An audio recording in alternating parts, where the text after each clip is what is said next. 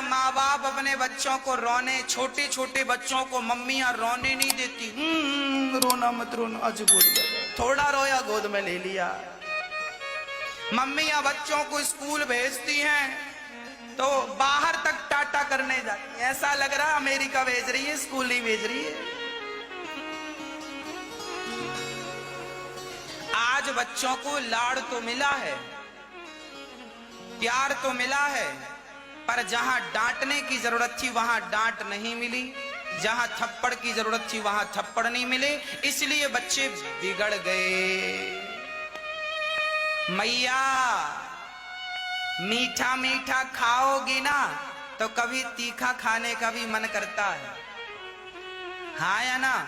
तो बच्चों को सिर्फ लाड़ नहीं चाहिए होता, जरा दो दो थप्पड़ भी चाहिए होता।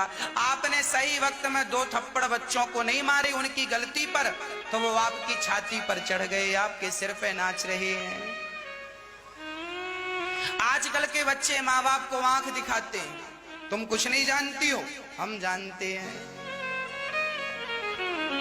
आजकल जिन बच्चों को आपने पढ़ाया लिखाया, काखा गाघा पढ़ना आपने सिखाया, आजकल वो बच्चे बड़े विद्वान हो गए और अपनी माँ को बेवकूफ समझने लगे।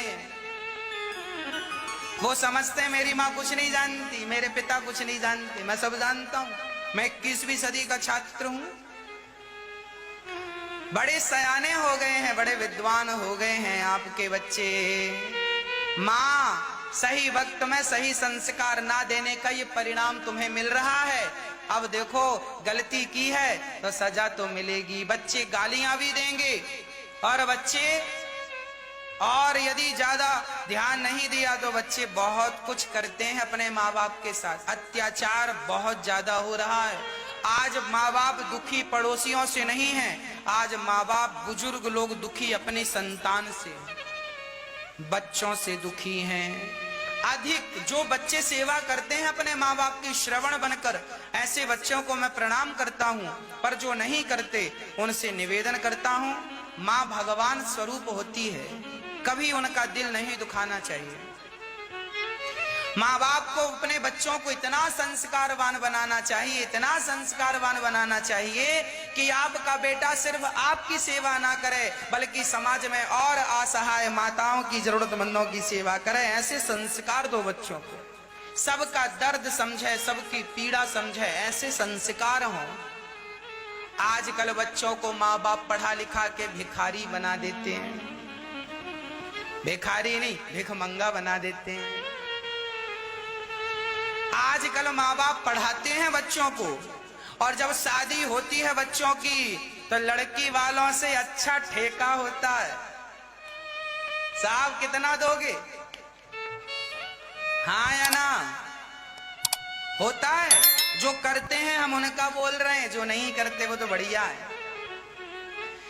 लड़की के पिता से लड़के का पिता ठेका करता है, साहब 25 लाख लगेगा, मैं अपना बेटा 25 लाख में बेचूंगा।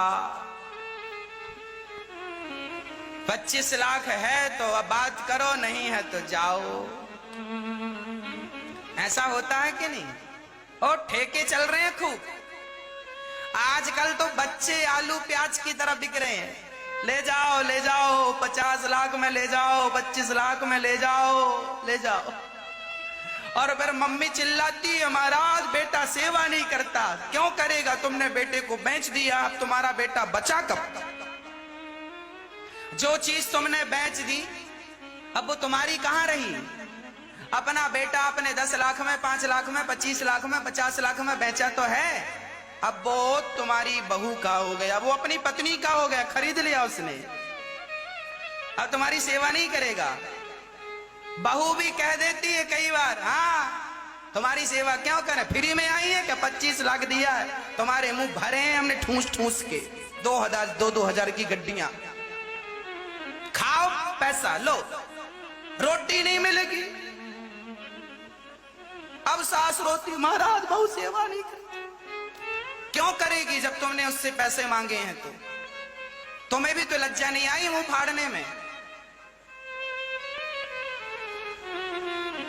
इतना कुछ होता है आप सब जानते हैं फिर भी अनजान बने हैं, कौन समझाए। इसलिए कहता हूं अपना स्वाभिमान बाजार में बेचना नहीं चाहिए। अरे बेटा आपका है, बेटे को पढ़ाओ लिखाओ योग्य बनाओ, इतना योग्य बनाओ कि उस बेटे को दहेज की भीख मांगने की जरूरत ना पड़े। जो उसकी इच्छाएं हैं, गाड़ी चाहिए, बंगला चाहिए, 50 लाख चाहिए, 1 करोड़ चाहिए, अपनी मेहनत से कमा, क्या भिखमंगों की तरह भीख मांगता है। अपनी मेहनत से कमा, 1 करोड़ चाहिए ना, मेहनत से कमा, क्या लड़की के बाप से तू भीख मांगता। अरे अच्छी लड़की लेकर आओ, योग्य लड़की लाओ, विवाह करो। पैसे तो पैसे हैं, आना जाना चलता रहता, संबंध होता है, सौदा नहीं होता। एक लड़की का विवाह हुआ, मंडप के नीचे लड़के ने कहा हमें 4 चक्के की गाड़ी चाहिए। लड़की के पिता ने कहा मेरी हैसियत नहीं है, और ये कोई बात नहीं थी कि आपने गाड़ी मांग ली। बोला मैं शादी ही नहीं करूंगा। लड़की के पिता ने अपना घर गिरवी रखा और उसे गाड़ी दी। गिरवी रखा। एक दिन वो गाड़ी चलाता जा रहा था, सामने से भिखारी निकला। इसने ब्रेक पे पांव रखा, गाड़ी घिसट कर खड़ी हो गई, और इसने गाड़ी से उतर कर भिखारी से कहा क्यों रे भिखारी, क्या कमा कर खा नहीं सकते जो भीख मांगने लग गए।